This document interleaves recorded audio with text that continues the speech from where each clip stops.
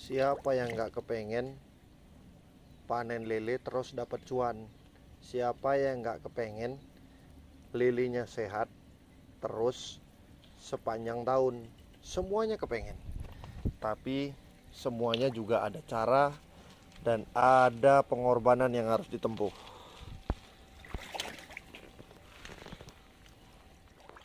Assalamualaikum, ketemu lagi di channel saya Khairi Irawan Khan, Medan, Sumatera Utara. Alhamdulillah buat bapak ibu semuanya, hari ini tetap di channel yang sama membicarakan tentang maggot dan integrasinya. Hari ini buat bapak ibu semuanya yang sudah budidaya maggot BSF dan sudah budidaya unggas ataupun ikan, saya ucapkan selamat. Karena budidaya ini sampai kapanpun akan tetap dibutuhkan oleh umat manusia. Udah kayak satria baja hitam aja ya kan. Oke sampean. Oke, cerita sedikit di hari Minggu. Jadi hari ini ngecek kolam, kondisi kolam, dan lihat ikan-ikan yang akan dipanen beberapa hari ke depan. Karena terus terang buat teman-teman semuanya, ketika kita budidaya maggot BSF, maka secara otomatis akan banyak kos-kos produksi yang dipangkas, sehingga keuntungan dalam budidaya semakin besar. Oleh sebab itu hari ini saya nggak akan meninggalkan maggot BSF sampai kapanpun. Karena maggot BSF ini sudah menjadi passion, bagian dari hidup saya, yang insya Allah akan terus dibutuhkan oleh umat manusia. Karena manusia adalah produsen, penghasil sampah, baik organik ataupun anorganik selama dia hidup. Jadi sampah organik ataupun anorganik yang dihasilkan oleh manusia itu akan didaur ulang oleh maggot yang sampahnya berbentuk organik. Oleh sebab itulah hari ini ketika sampah tersebut didaur ulang menjadi untuk makanan maggot BSF dan maggot BSF diberikan untuk lele, ya insya Allah kegiatan itu akan terus berlangsung terus menerus, sehingga hari ini maggot sangat dibutuhkan dalam budidaya peternakan perikanan dan dalam budidaya kita nggak akan terlepas dari yang namanya kerugian. Oleh sebab itu hari ini kita harus bisa bagaimana cara memangkas kerugian dengan cara memotong kos produksi pada budidaya unggas ataupun ikan. Karena kematian yang seperti ini akan terus tetap didapatkan ketika kita budidaya baik unggas ataupun ikan. Ketika kita budidaya terus mati seperti ini dan menyerah, maka secara otomatis teman-teman nggak akan bisa menjadi satu orang peternak ataupun pembudidaya maggot BSF.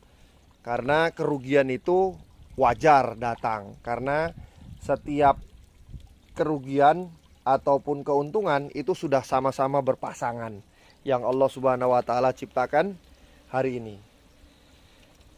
Oke, ini kita lihat lelenya sudah mulai masuk ukuran.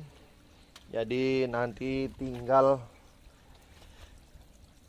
milah aja mana yang akan dipanen sesuai dengan pasar yang ada.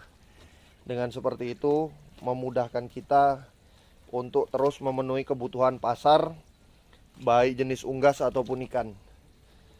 Karena budidaya ikan lele ini 2 bulan 10 hari atau 70 hari panen.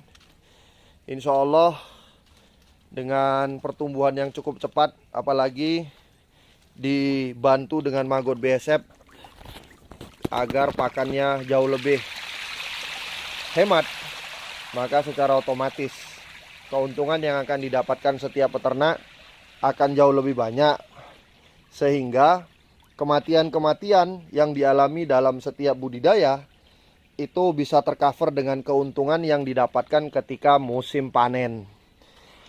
Oke, hari ini buat teman-teman semuanya yang budidaya unggas ataupun ikan, jika tingkat kematian di bulan 12 ini tajam atau lebih banyak di bulan-bulan sebelumnya, itu normal-normal saja, sah-sah saja. Kenapa?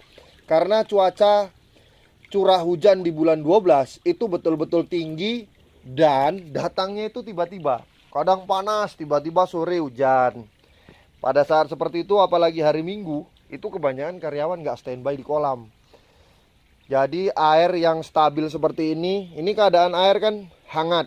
Tiba-tiba hujan.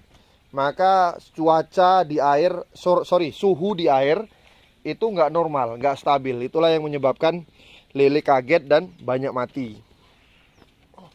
Tapi ketika kematian seperti itu nggak usah takut, karena di bulan 12, di bulan 1, ini di bulan 12 tanggal 25, dari mulai start nanti pertengahan bulan, itu harga lele udah gila-gilaan. Dan harga lele hari ini udah jelas, sudah mulai menggiurkan. Oleh sebab itu para peternak hari ini jangan surut, jangan takut. Karena terus terang budidaya kita ini dibutuhkan sampai kapanpun.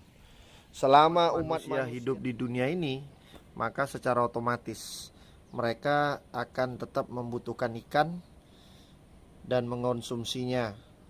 Karena ikan lele ini sudah juga termasuk dalam daftar kebutuhan pokok orang Indonesia. Insya Allah video ini berguna, bermanfaat untuk saya sebagai data dan buat teman-teman semuanya sebagai bahan acuan. Tetap mentaati Allah dengan cara baginda Nabi SAW. Subhanallah wa bihamdihi, subhanakallahumma bihamdika, asyhadu alla ilaha illa anta, astaghfiruka wa atubu ilaik. Assalamualaikum warahmatullahi wabarakatuh.